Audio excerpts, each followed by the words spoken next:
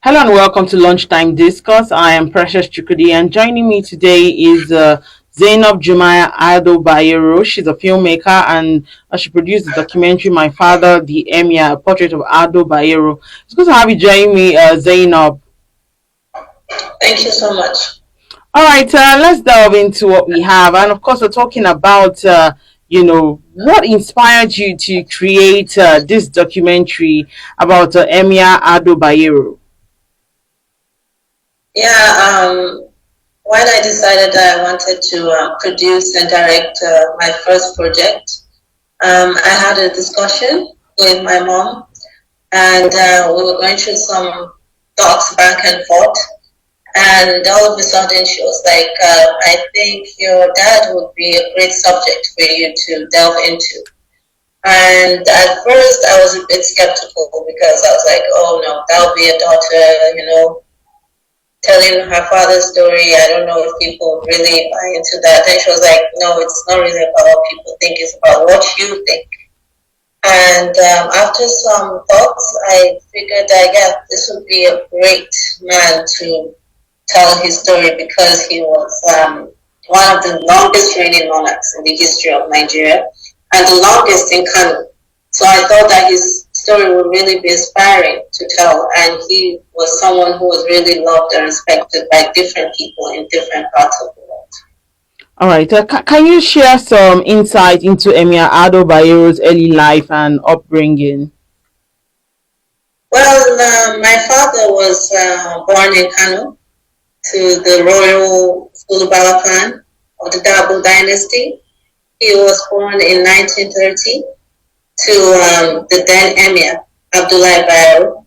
So he was raised in Gidanufa, which is the palace in Kano, the official palace in Kano. And he had his early education in the palace. And after that, he attended Kano Middle School. He was always a disciplined kid, and he was someone who was very much admired by peers. And he made friends with different people. It wasn't about social status. He made friends with the high class, the low class, and he was a very calm kid. So that was his childhood, basically. All right, what were some of the challenges Emir Ado Bayero faced during his reign, and how did he navigate them? Yeah, during his 51-year reign, he was mostly a very peaceful ruler, but during some very difficult moments in his life, he was always the kind of leader who was dignified. He always took each challenge with, a hint of courage, and he never, you know, resolved to petty politics or stuff like that. Some issues that came up in the Second Republic, or some controversies, he always dealt with them head on with, bravery and calmness, and he always rose above it. He never got into controversial issues, even though he was plagued by them at some points in his reign, but he always was dignified and gentle and calm, and he was able to survive those storms. All right, so what were some of the most significant accomplishments or contributions of Emir Ado Bayero during his reign? Wow, he was someone who had so many, he impacted so many people's lives during his reign. Definitely his greatest legacy will be being a peacemaker, during those pivotal times in Nigeria's dark history and those divisive times, like the Civil War and the counter coups in 1966. He played a really great role with then President Gowon and Ojukwu, where he tried to broker peace, where his diplomatic skills were put to the test during those periods. So yeah, and definitely I think he would also be someone who was really the custodian of religion. He always wanted to encourage Islamic causes, whether it's the building and reconstruction of mosques and madrasas. So he was always very into the Islamic causes, those will definitely be his greatest achievements. All right. In what ways would you say that he shaped the cultural and the political landscape of Kano and Nigeria? Well, like I said, he ascended the throne at Nigeria's most critical time, 1963. That was when he ascended the throne, and that was 3 years into Nigeria's independence, and he ruled for 51 years, that's till 2014.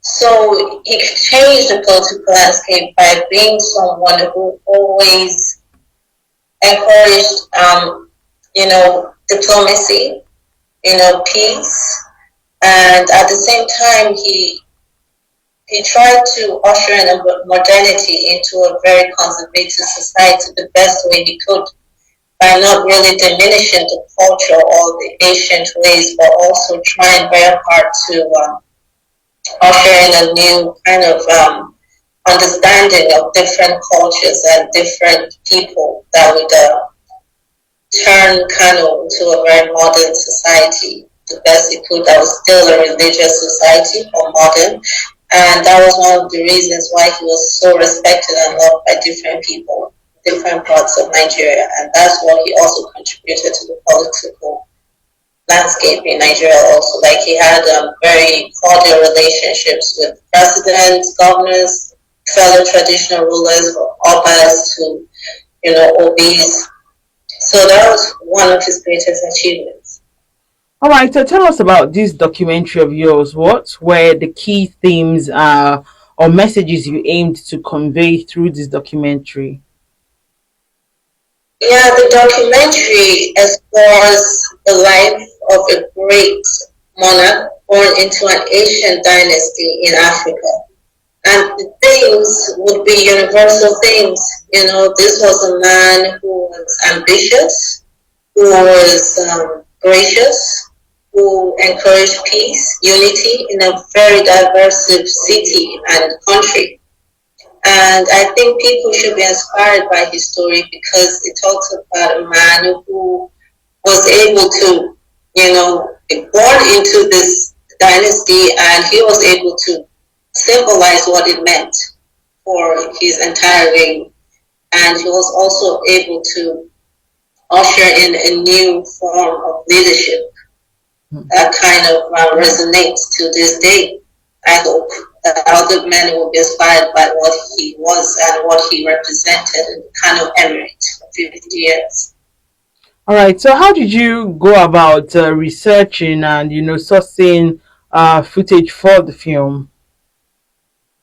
Yeah, when I decided to embark on the journey, I decided the first thing I'll do is write the script myself because I always enjoyed writing. But writing a script was very different from just writing stories. So I had to research about him. Even though he was my dad, I had to go back in time to his past, and I had to read books. Not much was actually written about him, but as much as I could get my hands on. And I also spoke to some people who were close to him, and get the archives also was really challenging part of it because he had lots and lots of footages of different iconic times in his life. So I got to get all that, but it took a bit of time.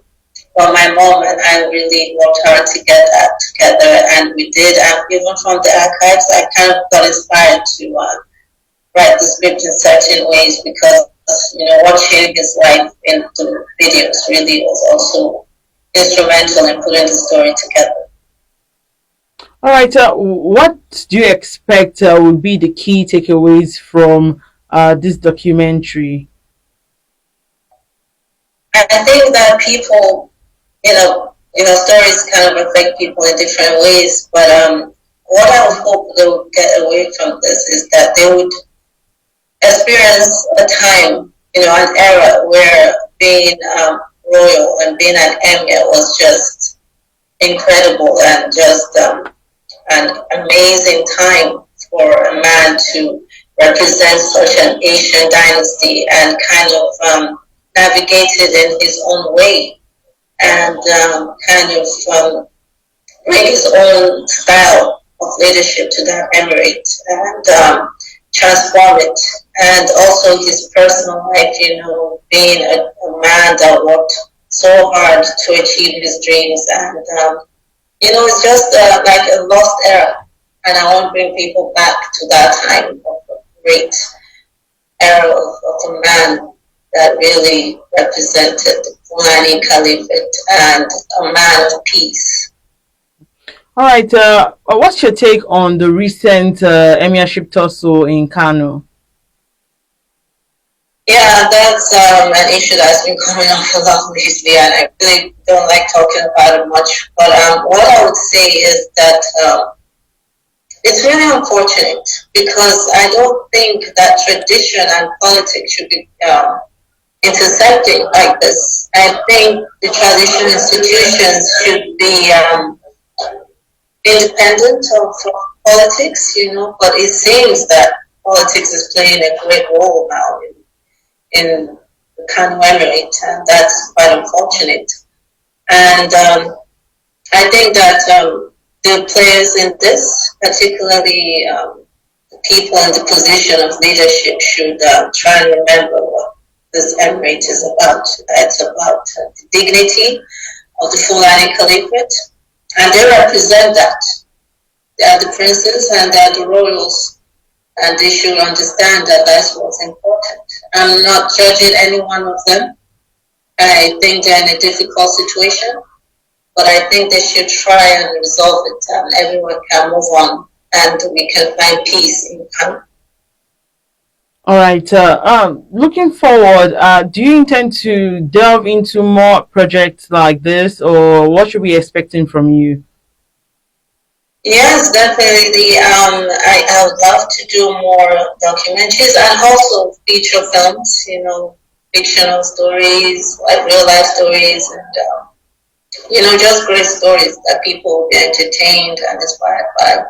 This is my first documentary, but definitely I hope it won't be my last. It still is in the post-production stage, but I've not found the right connections or the right platform yet. But I hope it gets a global audience, whether it's streaming platforms or cinemas, just a great audience, just a great platform for people from different parts of the world to get to see and experience this incredible story come to life. All right. Thank you so much, Zainab Jumaya at Ado Bayero. Thank you so much for sharing your thought with us. Also, Thank you. yeah, so we look forward to your upcoming projects and all the projects that you would also continue to do. Remember that you can equally like, share, and subscribe on all our social media platforms showing on your screen. To find out up-to-date stories, you can go to our website at www.vanguardindia.com to find out more. I am Precious Chukudi, and thank you for watching.